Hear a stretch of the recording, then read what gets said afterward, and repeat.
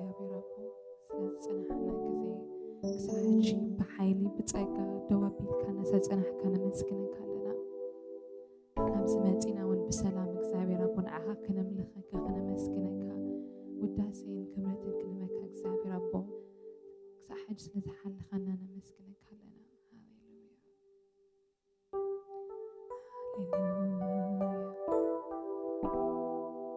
እግዚአብሔር አቦ ሎማ ዓንቲ ጸሎትና ዝማሬና ሃሌሉያ ቃልካ እግዚአብሔር አቦ ናብ ዝፋንካ ልዕልሉ ክመጽእ ሃሌሉያ እግዚአብሔር አቦ ንጽለና ግዜታትና ሰዓታትና ንሓሊፍካ ይኽጽንሕ ሃሌሉያ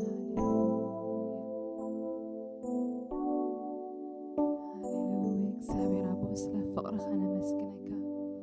ዘይውዳእ ዘይለወጥ ፍቕሪ ስለ ዘለካ ባና ነመስግነካ ኣለና ሃሌሉያ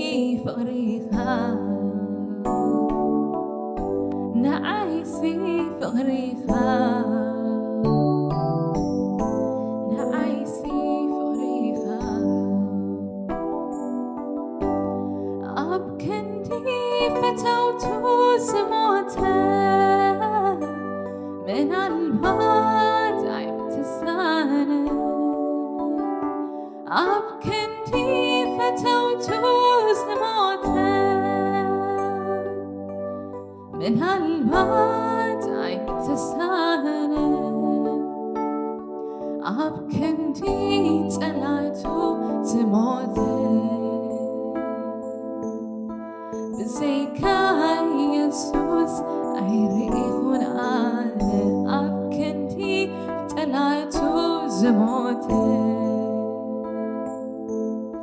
ብዘይካ ኢየሱስ ኣይሰማዕኩን ኣብ ክንዲ ፍተውቱ ዝሞት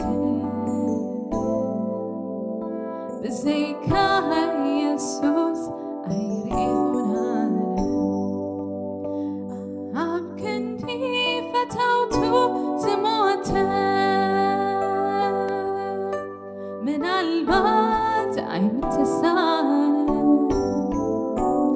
ኣብ ክንዲ ፈተውቱ ዝሞት ምናልባት ኣይምትሳነ ኣብ ክንዲ ጠላቱ ዝሞት ብዘይካ ኢየሱስ ኣይርኢኹን ኣለ ኣብ ክንዲ ጠላቱ ዝሞት ብዘይካ ኢየሱስ ኣይርኢኹን ኣለ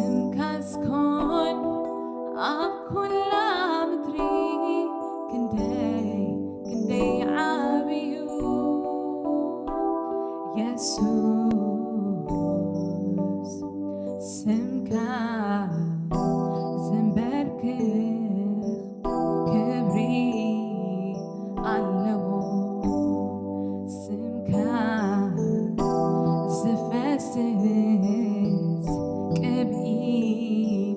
علوم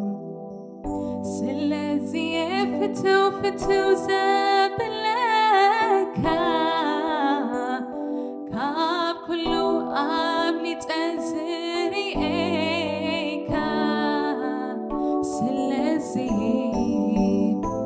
فتو زبلكا كاب كلو قبلي تأزري إيكا سلازي فتو زبلكا كاب كلو قبلي تأزري إيكا سلازي فتو زبلكا كاب كلو قبلي تأزري إيكا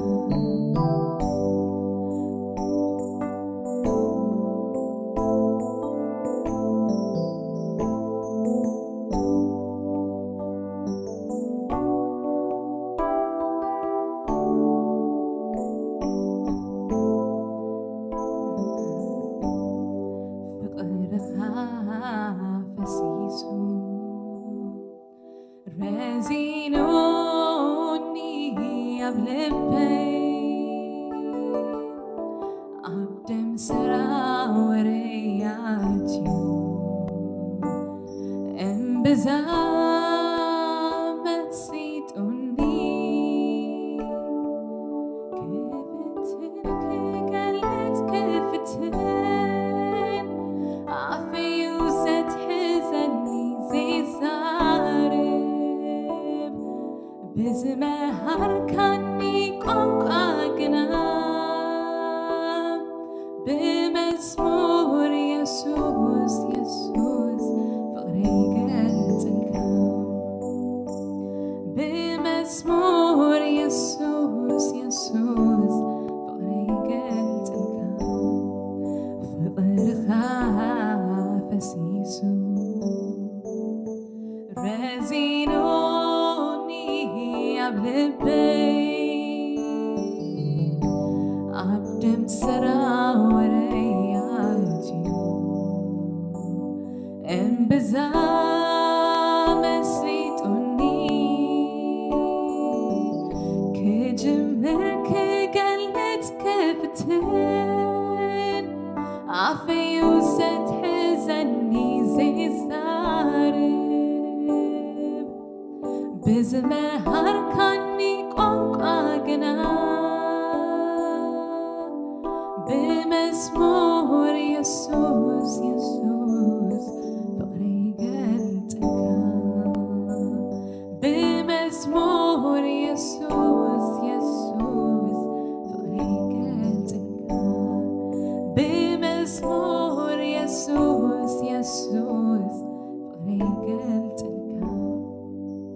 نايمنت مركبي لعل بحري النخدات معبل والنافتي نافت بلا نمتحل ونقربت مايت ونمسقاتوا عزي كجنق جمركو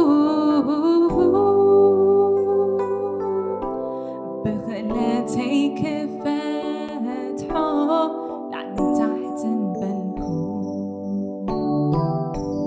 حالنا ويايقن عيتت غزال متمع بالقنحو تتقبلو عامي هدقات كون اللي سلامي ونملألي التحيال عامنا قال كيرليو وسيدو تخولو برتي التحيال عامنا قال كيرليو ዘኪርዎ ትኹሉ ውደተይ እቲ ዓብዪ ምሕረት ንሰላመይ ለዊጥዎ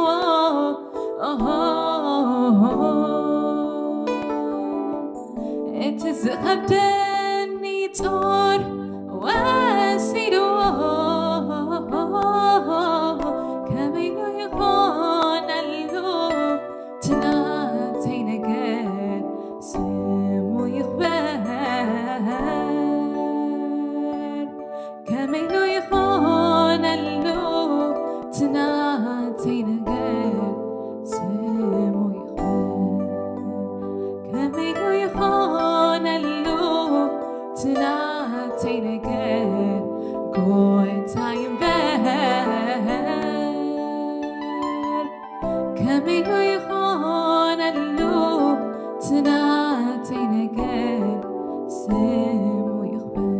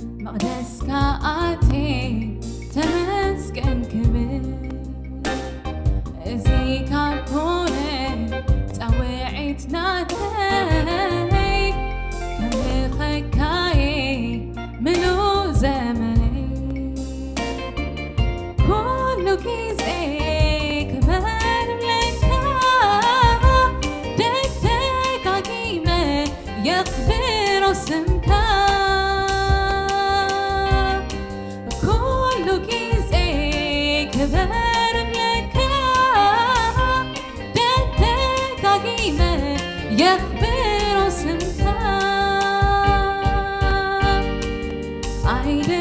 عيدكني عتم مقدسك حيلي حجاز كم لخكا عيسلكني عتم مقدسك حدش كبر يوزلوكا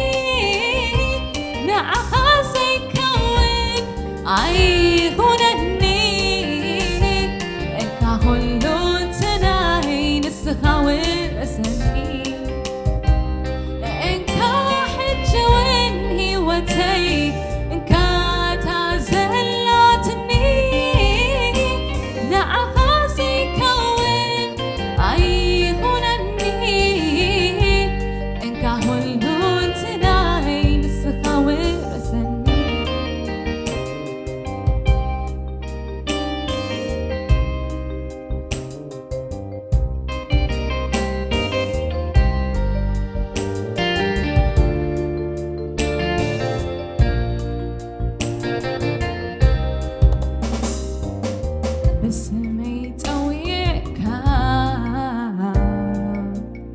قبل كان نهاتي زمني بيكا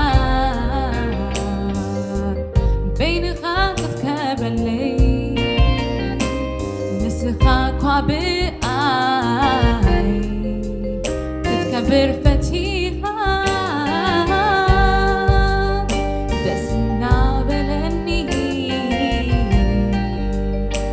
زكز أنا إنك حجويني وتي إنك تعزلتني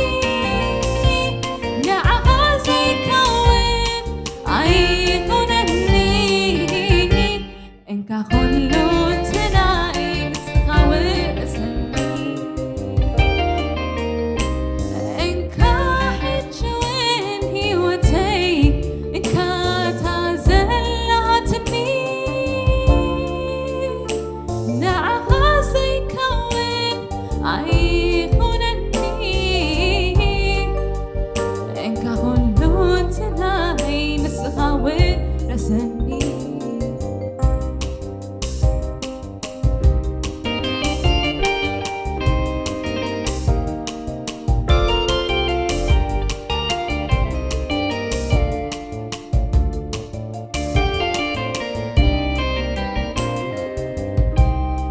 كمرت كاني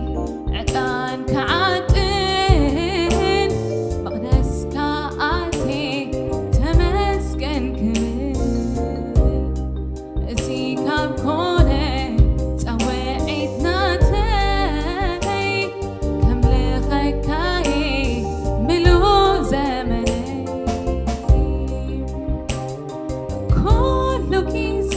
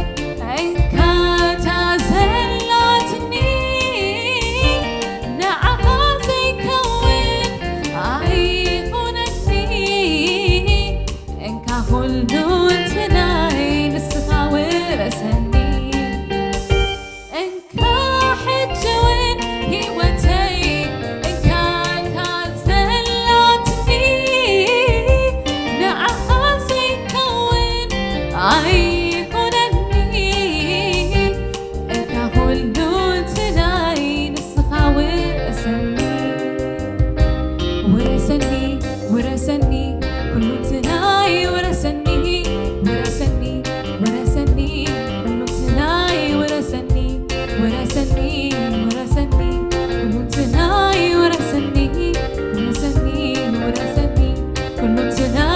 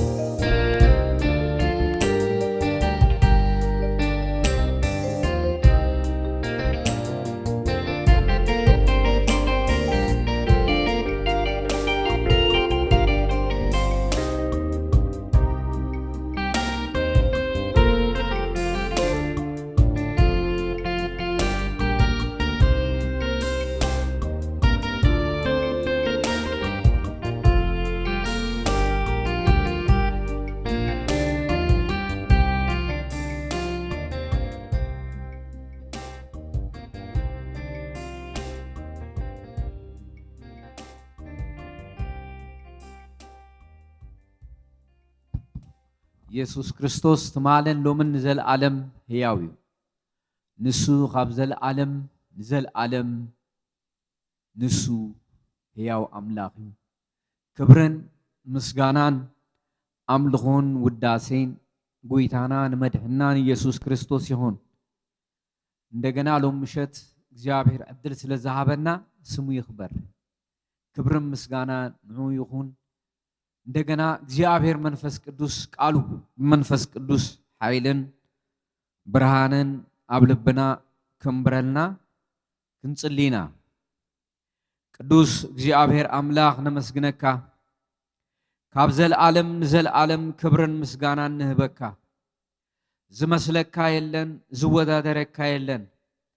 እስኻ ካብ ዘለዓለም ንዘለዓለም ሕያው ኢኻ ብሕያውነትካ ብኽብርን ብሞገስን ትነብር ዘለዓለማዊ መንፈስን ኃይልን ካባኻ እዩ እቲ ጸጋ ክብርኻን መንፈስካ እውን ካባኻ እዩ ቅዱስ ቃልካ ብመንፈስ ቅዱስ ኃይሊ ይገለጽ ቅዱስ እግዚአብሔር ኣብ ውሽጥን ኣብ ደገን ዘለው ቃልካ መንፈስ ቅዱስ ኣብ ሕይወቶም ይብራህ ተዛራባይ ጸጋ ንሰማዒ ምስትውሃል ትህብ መንፈስ ቅዱስ ንስኻ ኢኻ እሞ ኣብ ኩሉ ቦታ ብሓንሳብ ትርከብ ክብርን ምስጋናን ውዳሰን ኣምልኾን ንህበካ ተሪፉ ዘሎ ግዜ ኩሉ ድማ ንዓኻ ሓሊፍና ንህብ ብክቡር ወድኻ ብኢየሱስ ክርስቶስ ስም ኣሜን እግዚአብሔር ይመስገን ኣብቲ ዝሓለፈ ብዛዕባ ነቢይ ሚክያስ ንኣካብ ከም ዝተነበየሉ ሪናይና ሕጂ እውን ደጊመ ካብኡ ክፍሊ ካብቲ ዝተረፈ ካብቲ ዝሓለፈ ክቕፅል እግዚአብሔር ድማ እንደገና ካብኡ ሓድሽ ነገር ከምህረና ይኽእል እዩ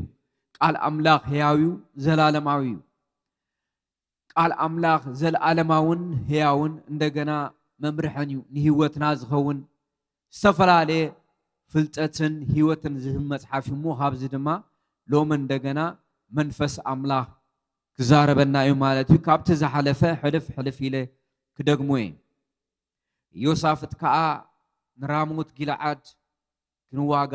ምሳይዶ ትኸይድ ኢኻ በሎ ዮሳፍጥ ድማ ንጉስ እስራኤል ንስኻ ምስተዳለኻ ኣነ ድልዌ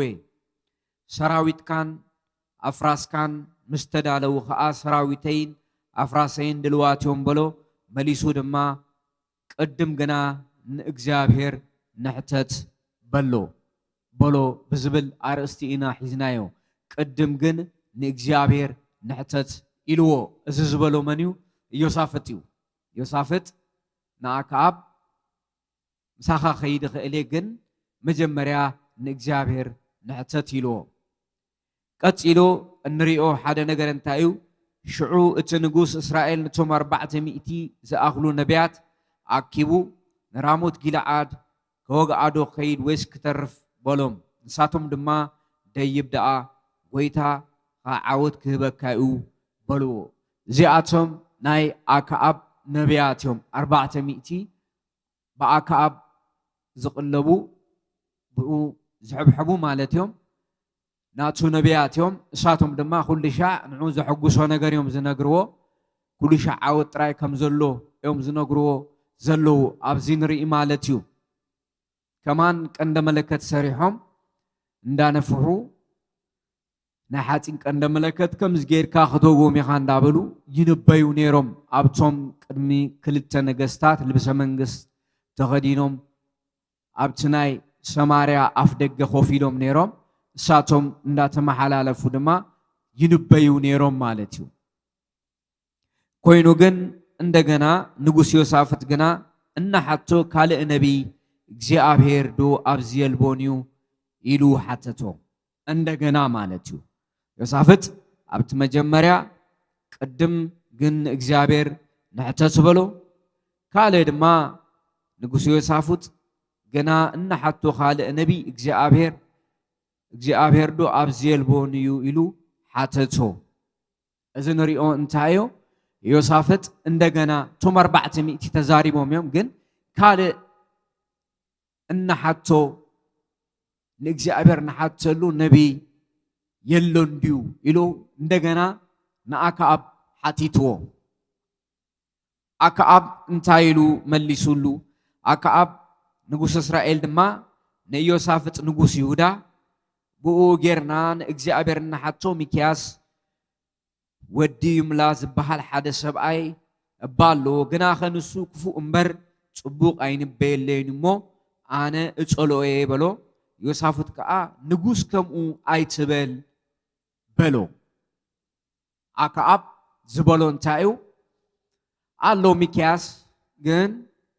جابرنا حتى له بزعباي صبوق زارب سبعي كونن እንደገና ይጸልኦ አይፎቶኒ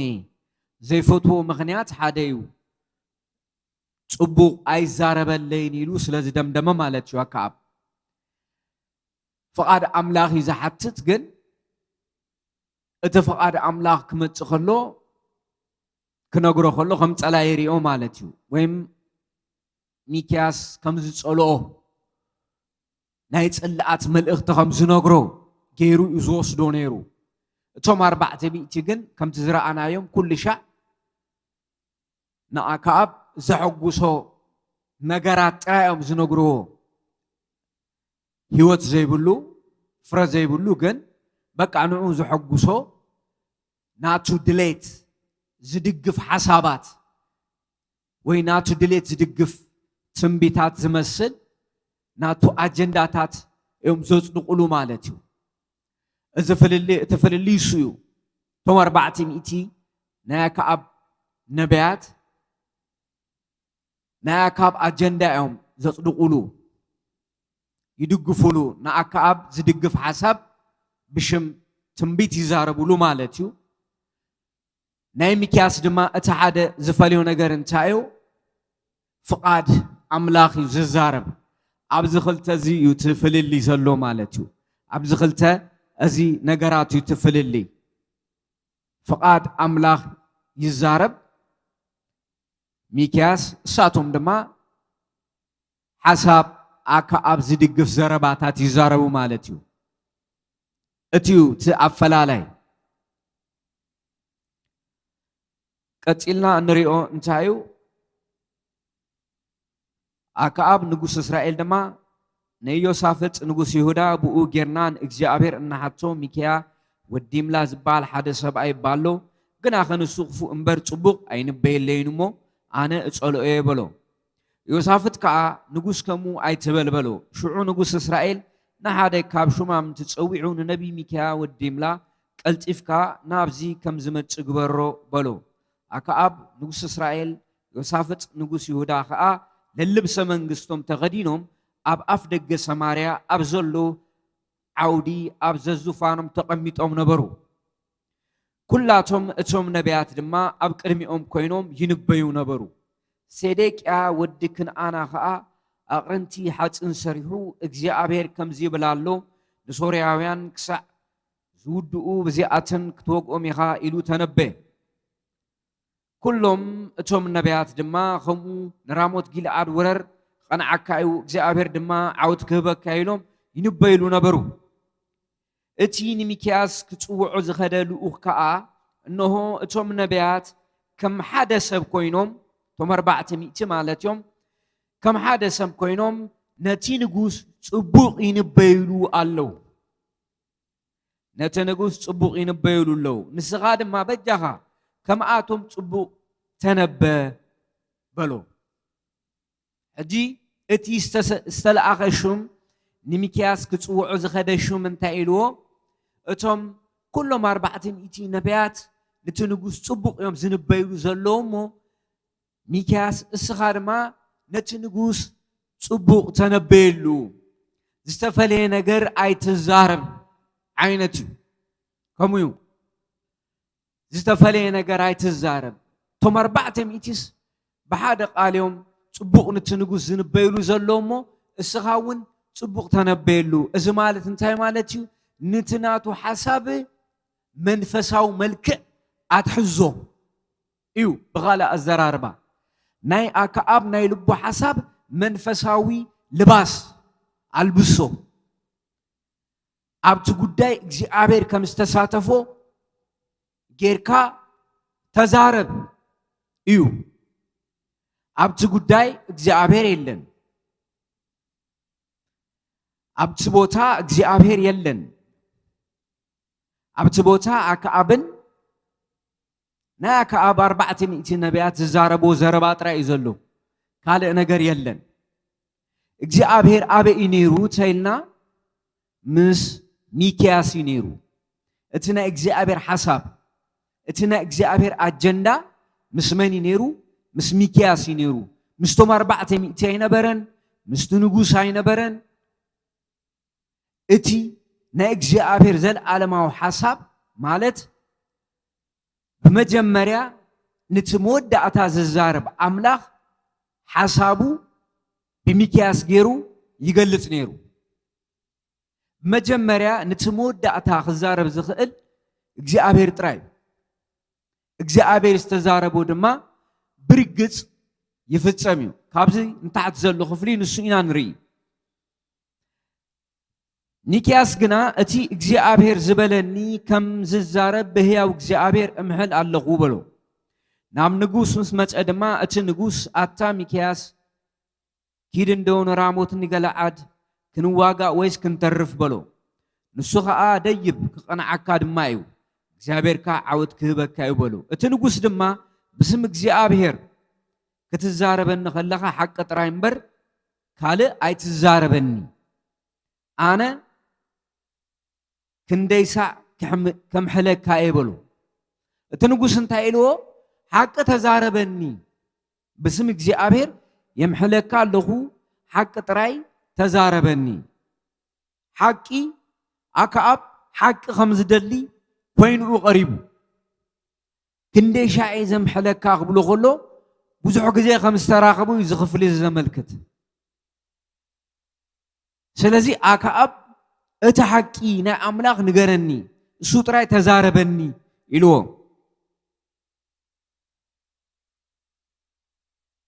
ነቢ ሚክያስ ከዓ ከም ዝበሎ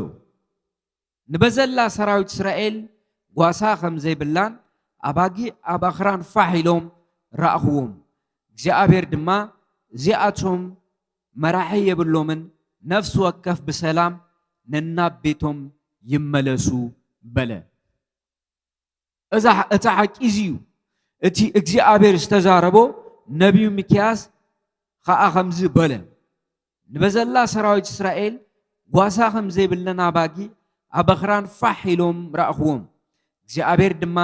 እዚኣቶም መራሒ የብሎምን ነፍሲ ወከፍ ብሰላም ነናብ ቤቶም ይመለሱ በለ ይብለና ማለት እዚ ሚክያስ እግዚአብሔር ክዛረብ ከሎ ሰምዖ መልእኽቲ እዩ ነቲ ንጉስ ነጊሮ ንንጉስ ኣክዓብ እስራኤል ጓሳ ከም ዘይብሉ ኣባጊዕ ኣብ ኣኽራናት ፋሒሉ ርኤዮ ኩሉ ነናብ ቤቱ ብሰላም ይመለስ ክብል ሰማዕኽዎ ማለት እዚ እንታይ ዘስምዕ ማለት እዩ እቲ ንጉስ ኣብቲ ውግእ ከም ዝመውት ንዑዩ ናይ እስራኤል ጓሳ እቲ ንጉስ እዩ እቲ እስራኤል ዝከላኸለሉ ንእስራኤል ዝመርሓሉ ዝመርሖ ንእስራኤል ህዝቢ ማለት እሱ እዩ እቲ ጓሳ እቲ መልእኽቲ ንዑዩ ነቲ ህዝቢ ኮነ እቲ መልእኽቲ ንንጉስ ኣክዓብ እቲ መልእኽቲ ንጉስ ኣክዓብ ግን እንታይ መሊሱ እቲ ንጉስ እስራኤል ከዓ ንኢዮሳፍጥ እዚ ኢልዎ ንዓይ ክፉእ እምበር ጽቡቕሲ ኣይንበየለይን እዩ ዶ ኣይበልኩኻን በሎ እዚ ኢልዎ ክፉእ እምበር ንዓይ ጽቡቕ ኣይንበየለይን ዶ ኣይበልኩኻን ኢልዎ ንመን ንኢዮሳፍጥ ኢዮሳፍጥ እዩ ድምፂ ኣምላኽ የድልየና እዩ ካልእ ዝተፈለየ ሰብ ይምፃእ ቶም 400 ናትካዮም እቲ ናይ እግዚአብሔር ድምፂ ዝሰምዕ ሰብ ግን ይምፃእ ኢሉ ዝሓተተ ኢዮሳፍጥ እዩ ግን እንታይ ኢልዎ ጽቡቕ ንዓይ ኣይዛረብን ሰብ እዚ ብቕኑዕ ጎዳና ዘይከይድ ንጉስ ግን ቁኑዕ ዝኾነ መልእኽቲ ኣምላኽ ይደሊ ነይሩ ማለት ምትብባዕ ይደሊ ነይሩ ማለት ካብ ኣምላኽ እዝንታይ ማለት እዩ ኣጆኻ በርትዕ ንቕድሚት ኪድ ኣነ ምሳኻኤ ዝብሎ ድምፂ ይደሊ ነይሩ ማለት እዩ ግን እግዚኣብሔር ከምኡ ይኮነን ኢልዎ እግዚኣብሔር እታ ዘላ ሓቂ ነጊሮ ሚክያስ ድማ ስለዚ ቃል እግዚአብሔር ስማ ሚክያስ ድማ ስለዚ ቃል እግዚአብሔር ስማ ንእግዚአብሔር ኣብ ዙፋኑ ተቐሚጡ ዘሎ መላእኽቲ ሰማይ ከዓ ብየማን ፀጋም ቆይሞም ረኣኹ እግዚአብሔር ድማ ንኣክዓብ ናብ ራሞት ጊልዓድ ደይቡ ክዋጋእ እሞ ኣብኡ ክወድቕሲ መን የጋግዮ በለ እቶም ምስኡ ዝነበሩ ድማ ሓደ ከምዚ እቲ ሓደ ከዓ ከምቲ ይበሉ ሽዑ ሓደ መንፈስ ወፀ ኣብ ቅድሚ እግዚአብሔር ደው ኢሉ ድማ ኣነ ከጋግዮ በለ ኣብዚ ቦታ እዚ ሚክያስ ዝዛረቦ እንታይ እዩ እቲ ብራእይ ዝረአዮ መልእኽቲ እዩ ዝዛረብ ዘሎ መላእኽቲ ብየማንም ብፀጋምን ነይሮም እግዚአብሔር ድማ ኣሎ ኣብ ማእኸሎም ኣሎ እግዚአብሔር ድማ ከምዚ ክብል ሰሚዐዮ ኢሉ ይዛረብ ኣክዓብ ከይዱ ኣብ ራሞት ጊልዓድ ክወድቕስ መን ወፂኡ የጋግዮ ክብል ካብ እግዚአብሔር ሰሚዐ ኢሉ እግዚአብሔር ድማ ንኣክዓብ ናብ ራሞት ጊልዓድ ደይብ ክዋጋእ እሞ ኣብኡ ክወድቕስ መን የጋግዮ በለ እቶም ምስኡ ዝነበሩ ድማ ሓደ ከምዚ እቲ ሓደ ከዓ ከምቲ ይበሉ ሽዑ ሓደ መንፈስ ወፀ ኣብ ቅድሚ እግዚአብሔር ደው ኢሉ ድማ ኣነ ከጋግዮ ይበለ እግዚአብሔር ከዓ ከመይ ጌርካ በሎ ንሱ ድማ ከይደ ኣብ ኣፍ ኩሎም ነቢያቱ ኣበይ ኣብ ኣፍ ኩሎም ነቢያቱ ኣብ መን ነቢያት ኣብ ኣክዓብ ነቢያት ከይደ ድማ ኣብ ኣፍ ኩሎም ነቢያቱ ከይደ ድማ ኣብ ኣፍ ኩሎም ነቢያቱ ሓሳው መንፈስ ክኸውን የበለ እግዚአብሔር ከዓ ንስኻ ክተጋግዮ ትኽእል ኢኻ እሞ ኪድ ከምኡ ግበር በሎ ኣክዓብ ኣብቶም ነቢያቱ ወፂኡ ናይ ሓሶት መንፈስ ኮነ ከጋጊዎ ፍርዲ እግዚአብሔር ናብኡ ይቐርብ ነይሩ እዚ ፍርዲ እግዚአብሔር ቅድሚ ምቕራቡ ግን ምሕረት እግዚአብሔር ብመን መፂኡ ነይሩ ተይልና ብሚክያስ መፂኡ ነይሩ ምሕረት እግዚአብሔር ብሚክያስ መፂኡ ነይሩ ብሚክያስ ዝመፀሉ እቲ ህያው ዝኾነ መልእኽቲ ኣምላኽ ንሚክያስ ብዘለዎ ፅላኣት ክቕበሎ ይከኣለ ንዓይ ቁኑዕ ነገር ዝዛረብ ሰብ ኣይኮነን ኢሉ ደምዲሙ እዩ ስለዚ ደምደመ እዚ ሰብ እዚ እንታይ ኢሉ እቲ ናይ እግዚአብሔር መልእኽቲ ደፊእዎ እቲ ናይ እግዚአብሔር ነገር ንህይወት ዝኾኑ ካብ ሞት ዘድሕኑ ካብ ጥፍኣት ዘድሕኑ መልእኽቲ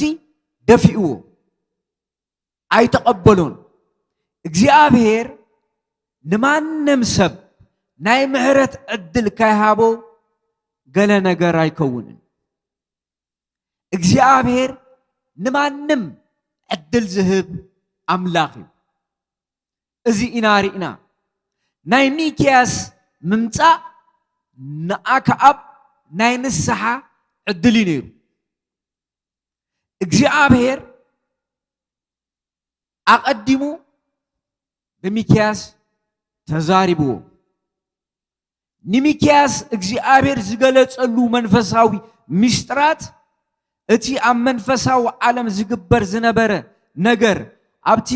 ገሃዳዊ ዓለም ክፍፀም ዝተሓቀነ ነገራት ኩሉ ንኣክዓብ ነጊርዎ ኣክዓብ ግን ክቕበሎ ኣይከኣለን ንምንታይ እዩ ዘይተቐበሎ ተይልና ኣብ ልቡ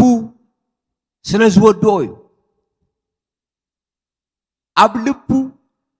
ዘቐመጦ ነገር እንታይ እዩ? ሚክያስ ብዛዕባይ ጽቡቕ ነገር ኣይዛረብን። ስለዚ እቲ መንፈስ ወፂኡ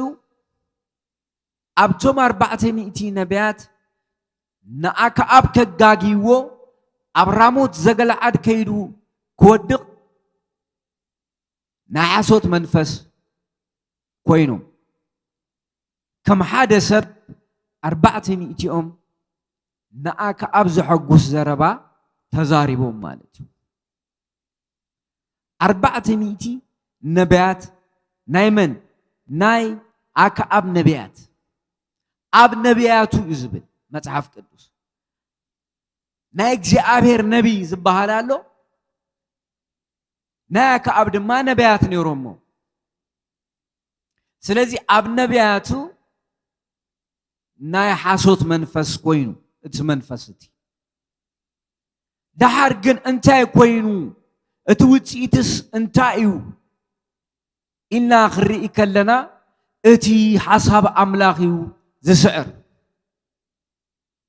ናይ ብዝሒ ጉዳይ ኮነን 400 ስለ ዝኾኑ ይኮነን። ኣክዓብ ልብሰ መንግስቲ ተኸዲኑ ብሰራዊት ስለ ዝተዓጀበ ይኮነን።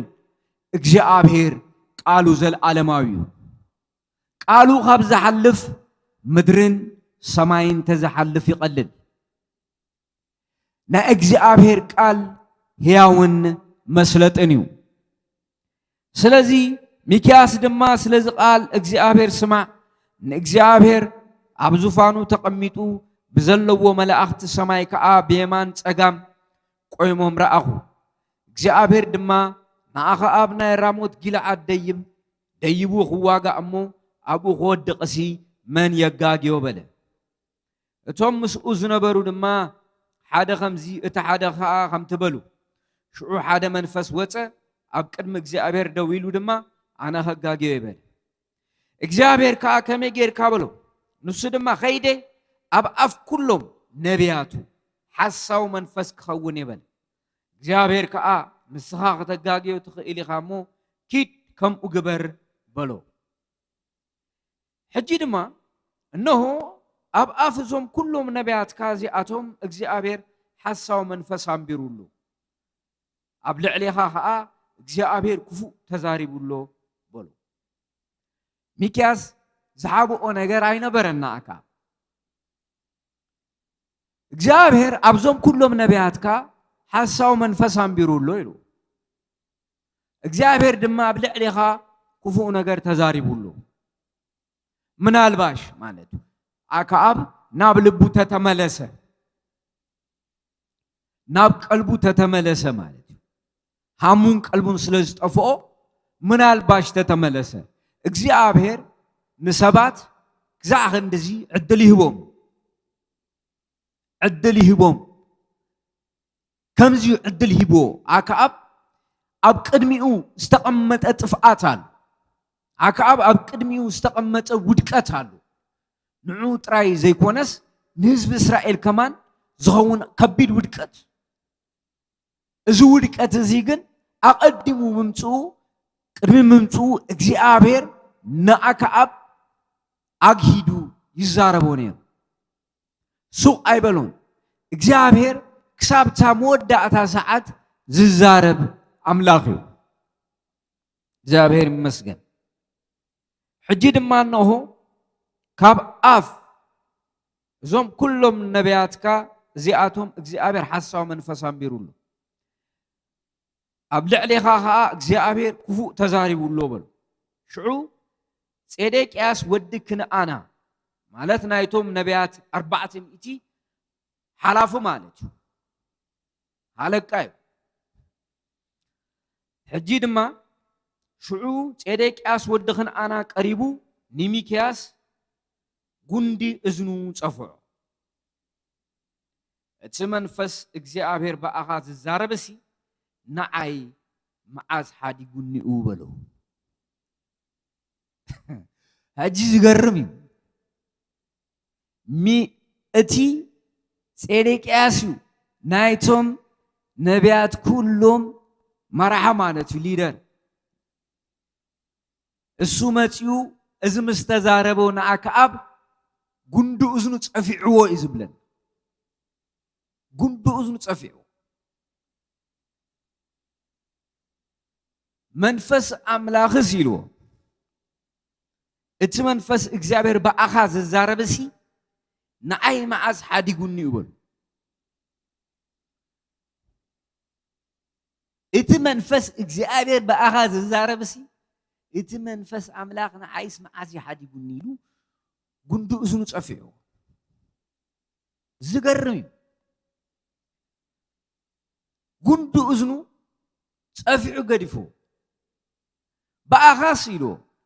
እግዚአብሔር ክዛረብ ኣይክእልን እዩ ናትና ናይቶም 400 ድምፂ እሱ እዩ ናይ እግዚአብሔር ድምፂ እዩ ካባና ዝተፈለየ ነገር ኢኻ ትዛረብ ዘለኻ ኣብ ብሉይ ኪዳን ክነስተብህሎ ዝግባአና ኣብ መጽሓፍታት ኩሉ ኣለው ከም ኣይከን ዝኾኑ ነቢያት ኣለው መራሕቲ ኣለው ዝእክብዎም ዝጥርንፍዎም ኣለው እዚ ካብቶም ሓደ መራሒ እዩ ካብቶም ሓደ መራሒ እዩ ስለዚ እንታይ ኢሉ ቤን ሓሊፉ በኣኻ እግዚአብሔር ዝዛረብ ኦርጋናይዝ ዝኾነዮም 400 እዮም ካብ ንጉስ ቀለብ ኣለዎም ግን ናይ መን ነቢያቶም ናይ ኣክዓብ ነቢያት እዮም ናይ እግዚአብሔር ነቢያት ኣይኮኑ ግን ከ እግዚአብሔር ከም ዝተዛረበ ገይሮም ይዛረቡ እግዚአብሔር ከም ዝበለ ገይሮም ይዛረቡ እግዚአብሔር ግን ክሪኦም ከሎ ናይ ኣክዓብ ነቢያት ንሚክያስ ክሪኦ ከሎ ድማ ናተይ ነቢይ ዝብሉ እግዚአብሔር እተፈለልይሱ እግዚአብሔር እቲ መንፈስ እግዚአብሔር በኣኻ ዝዛረበሲ ንዓይ መዓዝ ሓዲጉኒ ይበሉ ሚክያስ ከዓ እንበልካ በታ ውግእ ምስኮነ ካብ ውሻጠ ናብ ውሻጠ እናተሓባ ኣላ መዓልቲ ሽዑ ክትፈልጥ ኢኻ በሉ እትሕባ ኣላ መዓልቲ ክትፈልጥ ኢኻ ሽዑ ኢልዎ በታ ውግእ ምስኮነት ካብ ውሻጠ ናብ ውሻጠ ትሕባ ኣላ መዓልቲ ሽዑ ክትፈልጥ ኢኻ በሉ ሚክያስ ዝመለሰሉ እንታይ እዩ ኣብታ ውግእ መዓልቲ ኢሎ ካብ ውሻጠ ናብ ውሻጠ ክትሕባእ ከለኻ ሽዑ ኢኻ መንፈስ ኣምላኽ ምሳኻ ከም ዘየለ ትፈልጦ ሽዑ ዝፍለጠካ ማለት እግዚአብሔር ዝተዛረቦ ኣብ ግብሪ ምስ ወዓለ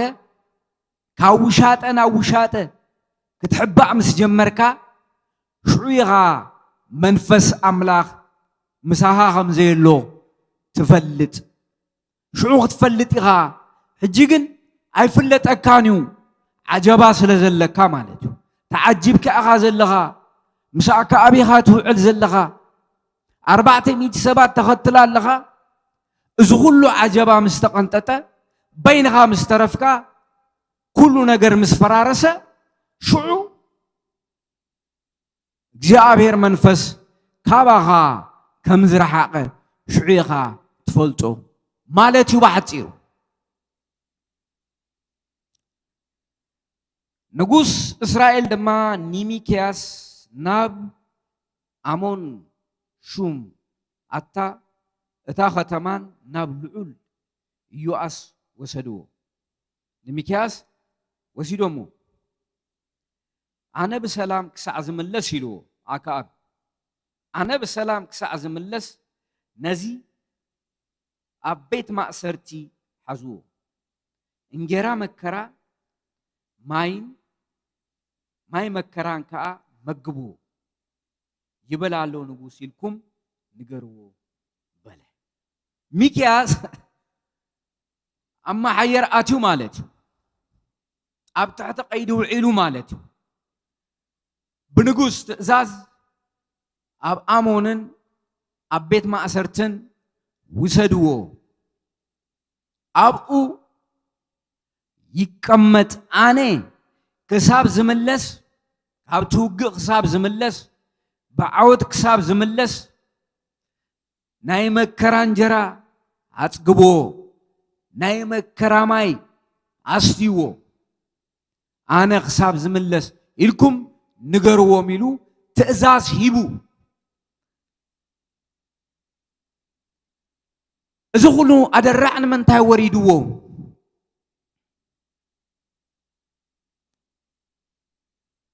ናብ ልዑል ኢዮስያስ ወሲዶም እዚ ኩሉ ኣደራዕ ንምንታይ ወሪድዎ ሚክያስ እዚ ኩሉ ኣደራዕ ንምንታይ ወሪድዎ ጉንዳ ዓይኑስ ንምንታይ ተጸፊዑ ተይልና እቲ ቃል ሓቂ ስለዝተዛረበ እዩ እቲ ናይ እግዚኣብሔር ኣጀንዳን ፕላንን ስለዝተዛረበ እዩ ካልእ እንታይ ገይሩ ዙፋን ክግልብጥ ኣይተስአን መንግስቲ ከፍርስ ኣይተስአን ወይ ኣይሰረቀን ከማታቶም ግን ተደቢሉ ስለይ ዘይሓሰወ ወይ ሓደ ቃል ስለዘይተዛረበ እዩ ካልእ ዝገበሮ ሓደ ነገር የለን እቲ ጽፍዒትን እቲ ናይ መከራ እንጀራን እቲ ናይ መከራ ማይን መምጽ በበግስኡ እቲ ናይ ኣምላኽ ነገር ስለዝተዛረበ እዩ እቲ ሓቀኛ ዝኾነ ፍቃድ ኣምላኽ ስለዝገለጸ እዩ እሱ እዩ ፍቃድ ኣምላኽ ምስ ተገለጸ ሒዙሉ ዝመጸ ክብሪ ይኮነን ወይ ኣብ ዙፋን ኣይኮነን ኣቐሚጦሞ እቲ ፍቃድ ኣምላኽ ምስ ተገለጸ መከራ እዩ ሒዙሉ መጽኡ ጽፍዒትን ጥሜትን ጽምዓትን እዩ ሒዙሉ መጽኡ ሚክያ ድማ ቁጥሪ 28 ርግጽ ኢልዎ በሰላም እንተ ተመሊስካ እምበኣር እግዚአብሔር በአይ አይተዛረበን ኢሉ መለሰሉ ወሲኹ ኸዓ አቱም ህዝቢ ኩልኻትኩም ስምዑ በለ ናይ መወዳእታ እንታይ ኢልዎ እስኻ ኢልዎ ብሰላም ተተመሊስካ እግዚአብሔር በአይ አይተዛረበን እቶም ናትካ ነቢያት እዮም ሐቀኛታት ማለት እዩ ክዛዕ ክንድዚ ድፍረት ነይሩ ቅዱስ ድፍረት ነይሩ ርግጸኛነት ነይሩ እግዚአብሔር ከም ዝተዛረቦ እግዚአብሔር ዝተዛረቦ ከም ዝኸውን ርግጸኛ እዩ ነይሩ ዋላ ሓደ ኣይተጠራጠረን በቲ ዝወርዶ ዝነበረ ኣደራዓን ጊዜያዊ መከራታት ኣይተጠራጠረን ፍቃድ ኣምላኽ ከም ዝፍጸም ወድክን ኣና ሴዴቅያስ ከም ኣባዕትታት ከይዱ ከም ዝሕባእ ይፈልጥ ነይሩ ቀዲሙ እግዚአብሔር ዝዛረብ ኣምላኽ እዩ ነቢያት እግዚአብሔርን ነቢያት ኣክዓብን ፍልልዩ እዚዩ እቲ ፍቃድ ኣምላኽ ክግለጽ ከሎ ክብረ ኣምላኽ ክግለጽ ከሎ ሒዝዎ ዝመጽእ ኣደራዓን መከራን ኣሎ ማለት እዩ እዚዩ ክብረ ኣምላኽ ነቲ ዝተሰወረ ይገልጾ ኣብተም መንፈሳዊ ዓለም ዝተወደአ ሓቅታት ኣብዚ ግሁድ ዝኾነ ዓለም በቃላት ይግለጽ ንትቃል ሽዕቡ ድማ ተግባር ይፍጸም ማለት እዩ ስለዚ እሱ ኮይኑ እግዚአብሔር ክዛረብ ከሎ እቲ ዝተዛረቦ ነገር ይፍጸም እዩ እግዚአብሔር ብዛዕባ ህይወት ተተዛሪቡ ብዛዕባ ሞት ተተዛሪቡ ብዛዕባ ጥፍኣት ተተዛሪቡ ብዛዕባ ልምዓት ተተዛሪቡ እግዚአብሔር ዝበሎ ይኸውን እዩ እግዚአብሔር ዘይበሎ ነገር ግን ክኸውን ኣይክእልን። እግዚአብሔር ዝበሎ ነገር ተፈጻሚ እዩ። እግዚአብሔር አምላክ ክዛረብ ከሎ ዘይከውን ነገር ኣይዛረብን እዩ። መጽሐፍ ቅዱስ ክነግረና ከሎ ደጊሙ ደጋጊሙ እግዚአብሔር ዝተዛረቦ ከም ዝተፈጸመ እዩ። ብሰናይ ይኹን እግዚአብሔር ዝተዛረቦ ብኽፉእ ይኹን እግዚአብሔር ዝተዛረቦ ኩሉ ይፍጸም። ፍጻሜ ኣለዎ። ፍጻሜ ዘይብሉ ነገር የለን። እግዚአብሔር ብቃላት ጥራይ ተዛሪቡ ዝተርፍ አምላክ ኣይኮነን። ልምዓት ተተዛሪቡ እግዚአብሔር ልምዓት ክኸውን እዩ። ጥፍአት ተተዛሪቡ ድማ ጥፍአት ክኸውን እዩ። ስለዚ እግዚአብሔር እንታይ ይብል? እዚዩ እግዚአብሔር እንታይ ይብል? እግዚአብሔርስ እንታይ ይዛረብ? እሱዩ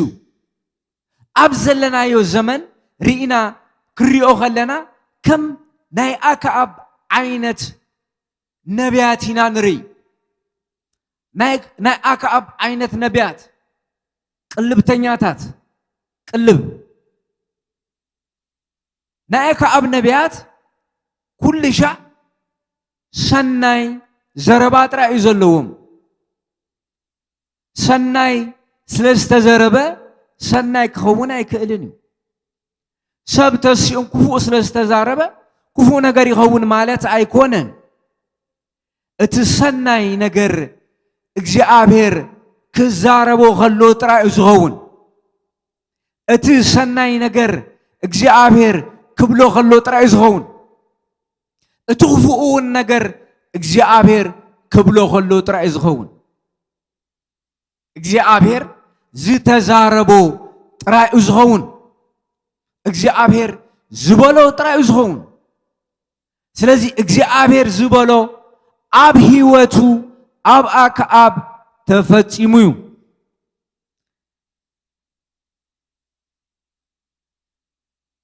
ብድሕሪ እዚ ኣክዓብ ንጉስ እስራኤል ዮሳፍጥ ንጉስ ይሁዳ ናብ ራሞትና ጊልዓድ ክዋግኡ ደየቡ። ኣክዓብ ንጉስ እስራኤል ድማ ንኢዮሳፍጥ ንጉስ ይሁዳ ኣነ ማንም ዓስከር መሲለ ናብ ውግእ ከኣትዌ ንስኻ ግና ልብሰ መንግስትኻ ተኸደን በሎ። ንጉስ እስራኤል ከዓ ትርኢቱ ለዊጡ ናብ ውግእ ኣተወ። ናይ ሰብ ኣእምሮ ከቢድ እዩ። ትርኢቱ ለዊጡ ሚክያስ ዝተዛረቦ ትንቢት ስለ ዝተረድኦ ከም ማንም ተራ ሰብ ኮይኑ ከም ማንም ተራ ሰራዊት ኮይኑ ኣትዩ ካብ ሞት ካድም ማለት እዩ። ንጉስ እስራኤል ከዓ ትርኢቱ ለዊጡና ውግእ ኣተወ። ንጉስ ይሁዳ ኣነ ማንም ዓስከር መሲለና ውግእ ከኣትዌ ንስኻ ግን ኢልዎ ልብሰ መንግስትኻ ተኸደን በሉ። ንጉስ እስራኤል ከዓ ትርኢቱ ለዊጡ ናብ ውግእ ኣተወ። ንጉስ ሶርያ ከዓ ነቶም 32 ኣሕሉቕ ሰረገላታት ንጉስ እስራኤል ጥራይ ዳ እምበር ምስ ናእሽቶ ኮነ ምስ ዓቢ ኮነ ኣይትዋጉ ኢሉ ኣዚዝዎም ነበር። እቶም ኣሕሉቕ ሰረገላታት ድማ ንኢዮሳፍጥ ምስ ረኣይዎ እዚ ርግጽ እቲ ንጉስ እስራኤል ይበሉ ክወግእዎ ከዓ ገጾም ናብኡ መለሱ። ኢዮሳፍጥ ድማ ጨረሐ ይብለና። ንጉስ ሶርያ ዝተዛረቦ ነገር አለ። ምስቶም ካልእ ጭፍራታት ኣይትዋጉ ነቲ ንጉስ ጥራይ ፈሊኹም ፍረምዎ ዝብል ነገር እዩ ተዛሪቡ። እቲ ንጉስ ድማ ከም ማንም ተራ ወታሃደር ኮይኑ ኣክዓብ ልብሱ ለዊጡ ኣብቲ ውግእ ኣትዩሎ። ናይ ይሁዳ ንጉስ ዮሳፍጥ ድማ ልብሰ መንግስቱ ተኸዲኑ ምስ ክብሪ ክዳኑ ተኸዲኑ ኣብቲ ውግእ ኣትዩሎ። እቶም ናይ ሶርያ ሰራዊት ከም ዝተኣዘዝዎ መሰረት ናብ ንጉስ ይሁዳ ጠኒኖም ከይዶም ንጉስ ይሁዳ ድማ ዮሳፍጥ ድማ ጨረሐ። እቶም حلق سرقلاتات كا نسو نقوس إسرائيل كم زي كون مسرائيو كم مسقواق تملسو جناخه هذا بعل سوريا سبعي قستو قتيرو نابزو وردت تورديلو فلات أسد دمو نتنقوس إسرائيل بتمقات أمي درعي وقو تنقوس شعونة مراحل سرقلو توقي امو تملس كابزو قزي أو تعان بلو بتام عالتتي آدما اتوق برتع نقوسها كأبكا أب سرقلو تدقفو نصرايوانا مع ديوري أم نبرة دمو دما أب تعتي تسرقل لا يفسس نبرة نمشيتو خاموت سعي كتعرب كلا دما نفس وكفنا النب كتمو نفس وكف كأن الناب هاجرو يملز زبل أواج بسفر إسرائيلاويان تسمع يبلنا أبزن تاينري እግዚአብሔር استزاربو قال بقال تفتصمو مالتو أماسيو لبسو قيرو تأتوه كدانو قيرو تأتوه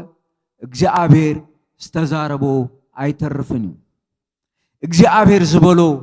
አይተርፍኒው እግዚአብሔር አምላክ ቃሉ ሕያውን መስለጥኒው ቃሉ بخلت وجن كم استسعال سيفيو بخل وجن سرح ياو قالو እግዚአብሔር استزاربو بنبي ميكاس استزاربو تنبيت أبتا راموت جيلعاد تفتيما أبقى كوينا እግዚአብሔር ዘለዓለም ሕያው እግዚአብሔር ካብ ዘለዓለም ንዘለዓለም ሕያው አምላክ እዩ ንሱ ዝመስሎ የለን ዝወዳደሮ የለን እሱ ካብ ዘለዓለም ንዘለዓለም ሕያውን ዘለዓለማውን አምላክ እዩ እግዚአብሔር ዝበሎ ይኸውን እዩ እግዚአብሔር استزارቦ ይፍጸም እዩ እግዚአብሔር ብርሃን كون نسبلو برهان كوين እግዚአብሔር بقالو سماين مدرن فتر فترة عالم كله نقالو يأززيو فترة عالم كله እግዚአብሔር كزارب كله نتنا እግዚአብሔር أجندا خفتم ينقساقسيو فترة عالم كله نقول سوريا አይነበረን እቲ ትንቢት ክንገር ከሎ ግን እቲ ዝተነገረ ቃል እቲ እግዚአብሔር ዝበሎ ነገር ክፍጸም ግድን እዩ ተንቀሳቂሱ ፍጥረት ዓለም ኩሉ ነትን ቃል አምላክ እግዚአብሔር ካብ ዙፋኑ ኮይኑ ዝተዛረቦ ሓቅታት ንኽፍጽም ምድረ ሰራዊት ተንቀሳቂሱ እግዚአብሔር ዝበሎ እግዚአብሔር ክዛረብ ከሎ ኩሉ ነገር ኣብ ቅድሚ እግዚአብሔር ቀሊል እዩ ንድምፁ ዘእዘዝ መን እዩ ንድምፁ ድምፂ እግዚአብሔር ዘይግዛእስ መን እዩ እግዚአብሔር ይዛረብ እግዚአብሔር ተተዛሪቡ ዘይፍጸም ነገር የለን እግዚአብሔር ዝበሎ ኩሉ ይፍጸም እዩ እወ ኤርምያስም ከምኡ ኢልዎ أبي إرمياس زمنم بزعبا مكران چنقن كنغروم كله هذا نبي كم استسيو نترعد سيرو أبزن زقصلا عمتات كمزن كم تنكهون يسنا يكفسسيو خمزيلو يخون እግዚአብሔር ይግበር ይፈጽም ሚሉ እግዚአብሔር ግን መዓልቱ ቆፂሩ መጺው استزارቦ ቃል ተፈጽሙ دار غلت عمت نايت بيت مقدس قد كله ملسيو إلو تنبي نيرو دار 7 عمت تمليسو እግዚአብሔር كابزل عالم نزل عالم زتزاربو حقي هياويو እግዚአብሔር هياون زل عالماون صادقن أملاخيو سلازي انتاي كبلي دلي تنبيت مرمرو تنبيت كل شاع سناي نجر الله وديو كل شاع እግዚአብሔር أب حماقن أب حسمن أب كفاءن اندانا برنا እግዚአብሔርስ እዝን ክብለና ይኽእል ዲዩ ኣይኮነን እግዚአብሔር ካብ ክፉኡ መገድና ተተመሊስና እግዚአብሔር ክባርከና ድሉዩ ካብ ክፉኡ መገዱ ሰብ ተመሊሱ ኣብቲ ፍቃድ ኣምላኽ ተጸኒዑ በረኸት ኣምላኽ ይንጀርብብ ሰብ ግን ብኽፍኣቱ ተጸኒዑ ኣብ ጸልማት ተተሸኺሉ ግን ፍርዲ ኣምላኽ ከም ዝረኽቦ ርጉጽ እዩ ፍርዲ ኣምላኽ ኣብ ክፉእ ጸኒዖም ኣብ ዝነብሩ ዝወርድ ምሕረት ኣምላኽ ካብ ክፉእ መገዶም ተመሊሶም ብምሕረት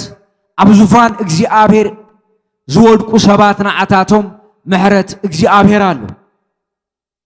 እዚዩ ኣብ ክፉእ ዝጸንዕ ሰብ ፍርዲ ኣምላኽ ኣሓልፎን እዩ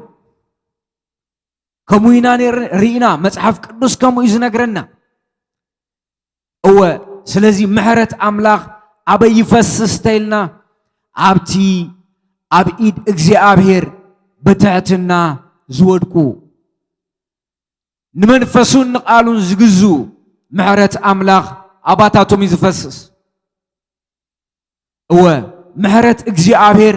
ኣባታቶም ይዘሎ ስለዚ እግዚአብሔር ይዛረብዩ እግዚአብሔር ተዛሪቡ ንኣክዓብ ንኽፉእ መንፈስ ኣሓሊፉ ሂቦ ፍቃዱ ስዒቡ ድማ ብፍቃዱ ፍሪኡ በልዑ ስለዚ እግዚአብሔር ኣምላኽ ካብ ዘለዓለም ንዘለዓለም ሕያው እዩ ንሱ ኣይተለወጠን ንሱ ኣይልወጥን እዩ እወ ክነግረና ከሎ ሐዋርያ ጳውሎስ ኣብ ዕብራውያን መልእኽቱ ንእግዚአብሔር ዘሐጉስ እንዳሐጎስና ባዘብሎ መስዋዕት ነቅረብ እምበር እንዳበለ ይነግረና ኣሎ ብጸጋ ዝተቀመመ ባዘብሎ መስዋዕቲ በእውነት እግዚአብሔር ኣምላኽ ዝባላዕ ሓዊ እዩ ኢሉ ዝነግረና እወ እግዚአብሔር ኣምላኽ ካብ ዘለዓለም ንዘለዓለም ሕያው እዩ እግዚአብሔር ዘይበለና እግዚአብሔር ዘይተዛረበና እግዚአብሔር ዘይነገረና ንሰባት ክነሐጉስ ትንቢት ንዛረብ ተሊና ካብ መገድና ክንመለሳለና ብኮንፌሽን ዝመጽእ በረኸት የለን ብኮንፌስ ብምግባር ጥራይ ዝመጽእ ለውጥ የለን ናብቲ መገዲ ሓቂ ምምጻእ ጥራይ ናብቲ መገዲ ሓቂ ምምላስ እዩ ናብቲ ሕያው ቃል ምምላስ እዩ ናብቲ ሕያው መንፈስ ምምላስ እዩ ስለዚ እግዚአብሔር ዘለዓለማውን ጻድቅን ሕያውን ዝኾነ ኣምላኽ እዩ እወ በረኸት ኣምላኽ ኣብ ምምላስ እዩ ዘሎ ኣብ እግዚአብሔር ተተመሊስና በረኸት ኣምላኽ ኣብኡሎ ሰናይ ነገር ሰባት ስለዝተዛረቡ ሰናይ ነገር ተንቢት ብዝመስል መገዲ ጥቅስታት ተመዚዙ ተተዛሪቡ ኣበሎት መንፈስ እዩ እቲ ሓቂ ስለዚ ክኸውን ኣይክእልን እዩ እግዚአብሔር ክብሩ እንደገና ከፍስስ እዩ እንደገና እግዚአብሔር ንጸልማት ክገልሆ እዩ ኩሉ ናብ ብርሃን ክቕላዕ እዩ እግዚአብሔር ካብ ዘለዓለም ንዘለዓለም ሕያው እዩ ንሱ ዘለዓለማውን ጻድቅን ሕያውን ዝኾነ ኣምላኽ እዩ እወ መንፈስ ኣይተጥፍኡ ንትንቢት መርምሩ ፈትኑ ነቲ ሰናይ ዝኾነ ውሰድዎ ነቲ ሰናይ ዘይኮነ ድማ ድርቢዎ እግዚአብሔር ዘለዓለማውን ጻድቅን ሕያውን ዝኾነ ኣምላኽ እዩ ካብ ዘለዓለም ንዘለዓለም ኢየሱስ ክርስቶስ ትማልን ሎምን ንዘለዓለም ሕያው እዩ ሕያውነቱ ንዘለዓለም ይነብር እዩ ቃሉ መንፈስ እዩ እንደገና ሕይወት እዩ እንደገና ቃሉ ዘለዓለማዊ ዘይልወጥ ክቡር እዩ እግዚአብሔር ዝተዛረቦ እግዚአብሔር ዝበሎ ኩሉ ይፈጸም እዩ ኣብ ግዜ ውሽጢ እግዚአብሔር ካብ ዝተዛረቦ ሓቲ እኳን ኣብ መሬት ኣይተወድቕን እያ። ንምንታይ? እግዚአብሔር ፍጥረት ዓለም ኩሉ ብቃሉ ይፈጢርዎ ካልእ ነገር ኣይወሰኸሉን። ስለዚ ሚክያስ ነቲ እግዚአብሔር ዝተዛረቦ ሓቂኡ ተዛሪቡ ማርቴሎ ወይ ሰራዊት ሒዞ የተበገሰን ነቲ ዝነበረ መንፈሳዊ ኩነታት ይነጊርዎ ካልእ ዝወሰኾ ነገር የለን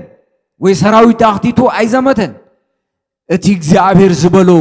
ኢሉ እግዚአብሔር ድማ ዝተዛረቦ ይፍጽሞ እዩ። ክብርን ምስጋናን ንእግዚአብሔር ይኹን። ሃሌሉያ አሜን። ክንጽሊና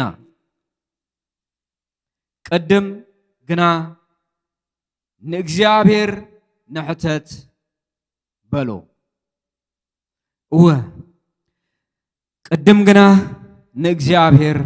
ንሕተት ንእግዚአብሔር ንሕተቶ ኣብ ልብና ኣብ ውሽጥና ንዝመፀ ኩሉ ቅድመ ምግባርና ንእግዚአብሔር ንሕተቶ እግዚአብሔር እንታይ ይብል? እግዚአብሔርስ እንታይ ይብል? ንእግዚአብሔር ምሕታት ካብ ኪሳራ ይዘድሕን ንእግዚአብሔር ምሕታት ካብ ጥፍኣት ይዘድሕን። እግዚአብሔር ኣምላኽ ስኻ ትዛረብ ኣምላኽ ኢኻ እሞ ቅዱስ እግዚአብሔር ብዝተፈላለየ መገዲ ንህይወቶም ዝደልዩኻ ልቦም ክትዛረቦም ንጽልይ ኣለና ብመንፈስ ቅዱስ። ቅዱስ እግዚአብሔር ለይቲ ሕልሚ ብቕትሪ ራእይ መንፈስ ቅዱስ ድምፂ ትዛረብ ሕያው ኣምላኽ ኢኻ እሞ ንሰባት ንደቂ ሰባት ኩሉ ከም ሓድሽ ኪዳን ብዝድኦ መጠን ትዛረብ ሕያው ኣምላኽ ኢኻ እሞ ንዓኻ ዝደልዩ እቲ ናትካ ሓቂ ካብ ልቦም ካብ ነፍሶም ካብ መንፈሶም ዝደልዩ ዘበለ ሁሉ እግዚአብሔር በመንፈስ ቅዱስ ናብ ህይወቶም ክትግለጽ ንጽልይ ኣለና። ቅዱስ እግዚአብሔር ኣምላኽ በጌታ በኢየሱስ ክርስቶስ ስም ዝኾነ ይኹን ናይ ጸልማት ኃይለ ምኽረ ኣጋንንቲ ዝተሰወረ ናይ ዲያብሎስ ኣሰራርሓ ተመሳሲሉ ዝተቐመጠ መንፈሳዊ ኃይሊ ክፉእ መንፈስ ኣጋንንት በጌታ በኢየሱስ ክርስቶስ ስም ዝተመንቀለ ይኹን። በኢየሱስ ክርስቶስ ስም ዝተመንቆሰ ይኹን። ክፉእ መንፈስ ኣጋንንቲ ናይ ጸልማት ኃይሊ በጌታ በኢየሱስ ክርስቶስ ስምና ስልጣን ካብ ልቡ ኣውጪው ናይ ጸልማት ኃይሊ ዝዛረብ ናይ ክፉእ መናፍስቲ ድምፅታት ዘበለ ሁሉ ይበተን። ናብ ጥፍኣት ዝመርሕ ናይ ጸልማት ኃይሊ ሁሉ ይውደቕ በጌታ በኢየሱስ ክርስቶስ ስም። በዚ ምሸት እዚ ብዝተፈላለየ መናፍስታዊ ድምፂ ዝተኣሰሩ ሰባት በጌታ በኢየሱስ ክርስቶስ ስም ይፈትሑ። መንፈሶም ይፈታሕ፣ ኣእምሮኦም ይፈታሕ፣ ልቦም ይፈታሕ፣ ውሽጦም ይፈታሕ በጌታ በኢየሱስ ክርስቶስ ስም። እዚ መንፈስ እዚ ካብዚ ከተማ እዚ ተቦንቂሩ ይደርበይ በኢየሱስ ስም። የተነቀለ ይሁን በናዝሬቱ ጌታ በኢየሱስ ክርስቶስ ስም። የሰውን ልብ የሰውን መንፈስና የሰውን አእምሮ የሚያስር ማንኛውም አባባይ መንፈስ በጌታ በኢየሱስ ስም የተነቀለ ይሁን። የሚያባብል መንፈስ በጌታ በኢየሱስ ክርስቶስ ስም። ሓባሊ መናፍስቲ በጌታ በኢየሱስ ስም ካብ ሓቂ ዘውፅእ ናይ ጸልማት ኃይሊ በኢየሱስ ስም በኢየሱስ ስም ሽበተን በናዝሬቱ ጌታ በኢየሱስ ክርስቶስ ስም። የሚያባብል የጨለማ ኃይል በጌታ በኢየሱስ ክርስቶስ ስምና ስልጣን ዝናብ የሌለው ደመና በጌታ በኢየሱስ ስም የተበተነ ይሆን። ኦ ቅዱስ እግዚአብሔር አምላካችን ሆይ በጌታ በኢየሱስ ክርስቶስ ስም ቅዱስ መንፈስ በሙልአት በዚህ ከተማ ውስጥ ይፍሰስ። ይህንን የመንፈስ አሰራር ሁሉ ይበታተን። የጨለማ ስርና መሰረት ይውደቅ በጌታ በኢየሱስ ክርስቶስ ስም። የቅባት ጉልበት የመንፈስ ኃይል ቅዱስ እግዚአብሔር ሆይ በአየርና በምድሩ ላይ ይፍሰስ። በባሪያዎች ላይ ስም በተጠራው ሕዝብ ላይ ይውረድ። ቅዱስ እግዚአብሔር የጨለማ ኃይል እስከ መጨረሻው የተዋረደ ይሁን በኢየሱስ ስም ይዋረድ። ቅዱስ እግዚአብሔር ሆይ እናመሰግናለን። ጨለማው ስለሚበራና እናመሰግንሃለን። ጨልሞ ስለማይቀር እናመሰግንሃለን። ሁሉም ወደ ብርሃን ስለሚወጣ እናመሰግንሃለን። የማይገለጥ የተከደነ የተሰወረ አንዳች የለም፣ ሁሉም ወደ ብርሃን ይወጣል እንደተባለ በብርሃንህ ብርሃንን እናያለንና በብርሃንህ የጨለማው ጉልበት እየተገፈፈ የዲያብሎስ የአጋንንት ምክር እየተነቀለ የተሰወረ የደምና የሥጋ ሥራ ሁሉ እየፈራረሰ የክብርህ ጸዳል ስለሚያበራ እናመሰግንሃለን። ክብርና ምስጋና ላንተ ይሁን። ምሽቱንና ሌሊቱን ሁሉ ላንተ አሳልፈን እንሰጣለን። ይህ ነፍሰ ገዳይ መንፈስ፣ አውሬ መንፈስ በኢየሱስ ስም ይወጋ። በጌታ በኢየሱስ ክርስቶስ ስም ክንዱና ስሩ ለዘላለም ይፍረስ። ክብርን፣ ምስጋና፣ ውዳሴና አምልኮ ከዘላለም እስከ ዘላለም ላንተ ይሁን። በተቀባው ልጅ በኢየሱስ ክርስቶስ ስም አሜን።